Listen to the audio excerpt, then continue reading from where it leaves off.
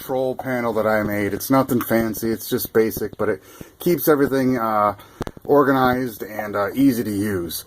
You've got two ways of electricity in the main power.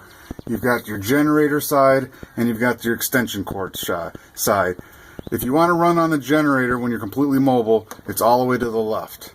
To put it to the extension cord, you'll feel it. It doesn't just flip over like a switch. It goes to off, and then it goes all the way to extension cord.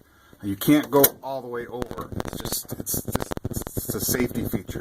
You have to go to the off and then to the over. You'll get the feel of it.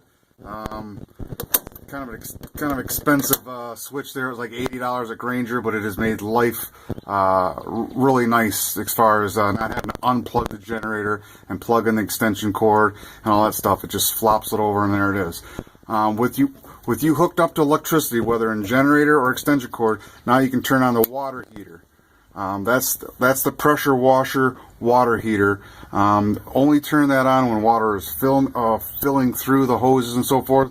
If you leave it on and there's no water going through there, you can cause damage to the water heater. You can get some assistance and so forth at Mike's Pump Service regarding the water heater and any pressure washer pumps. You've got car wash, rinse wax, and fleet wash. Fleet wash is also known as Panel Bright. You can get the Panel Bright or Fleet Wash at Mike's Pump Service in Shelby Township. Auxiliary is nothing, it's never been hooked up. You've got your water temperature. This is very important. You don't want to go over 195 degrees because then you can start damaging the pump and different things. I mean, this thing basically will keep heating and heating and heating itself because it's in a tank. It keeps feeding itself the water over and over and over. You'll get the feel of it literally into the wand and on these metal parts and stuff like that if the temperature is getting too high. So no more than 125. There's no way of shutting it down.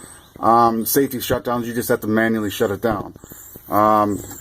This is the hour meter for the pressure washer. To be honest with you, I think I disconnected that because the little wire was getting caught on things. This is the air pressure. You don't have to adjust anything.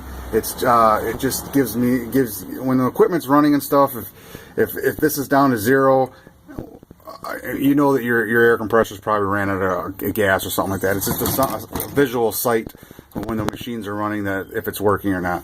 This is your air compressor drain filter. This is the filters out the moisture out of the air and stuff like that.